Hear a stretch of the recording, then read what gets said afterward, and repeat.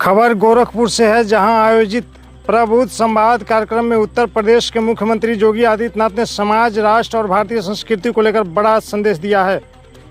अपने संबोधन में मुख्यमंत्री योगी आदित्यनाथ ने कहा कि जय श्री राम केवल एक उद्घोष नहीं, बल्कि भगवान राम के आदेशों को जीवन में अपनाने का संदेश है। उन्होंने यह भी कहा कि भगवान राम के अपने जीवन से समाज और राष्ट्र को प्रेरणा देने का कार्य किया और उनके आदर्श आज भी भारतीय संस्कृति की आधारशिला है।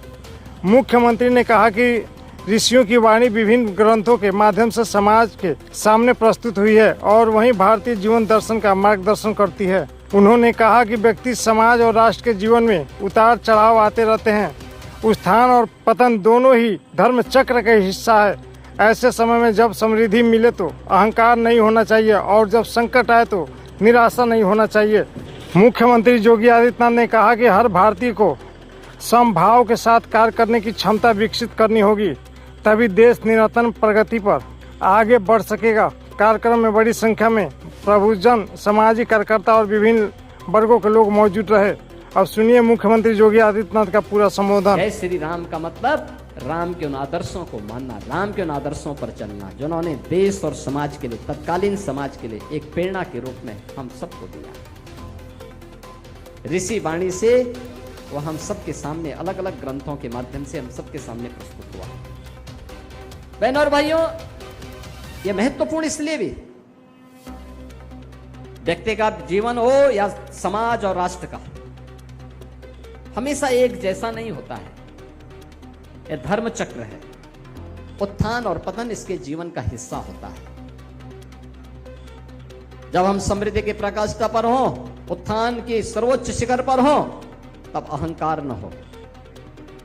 लेकिन जब चुनौती आए, संकट आए, तब निराश भी न हो। समभाव के साथ सम और विषम परिस्थितियों में कार्य करने की सामर्थ्य, और ये हर भारतीय को विकसित करना पड़ेगा। हर भारतीय का गुण बनना चाहिए, तभी देश आगे बढ़ेगा। यही तो बनता है प्रधानमंत्री मोदी जी के आह्वान पर प्रभु श्री राम का लक्ष्मण को दे गए उपदेश से प्रेरणा प्राप्त करके हम भी सोने के पीछे नहीं भागेंगे, बल्कि अपने पूर्वजों की थाती को पुनर्जीवित करेंगे। जब मोदी जी कह रहे हैं ईंधन को बचाने के लिए हम सबको प्रयास करना चाहिए, ये प्रयास आपने जब आप कमरे में नहीं है तो पंखा, बिजली, कूलर या एसी ये सब क्यों चल रहा है? बंद कर दो ना उस समय। सस्ती बिजली का मतलब ये नहीं कि मनमाना खर्च कर ले। कंट्रीब्यूशन हम सब कर सकते हैं। ये आज की हमारी चुनौती, और हम उस चुनौती के लिए अपने आप को तैयार करें। दूसरा, आपने बदलते हुए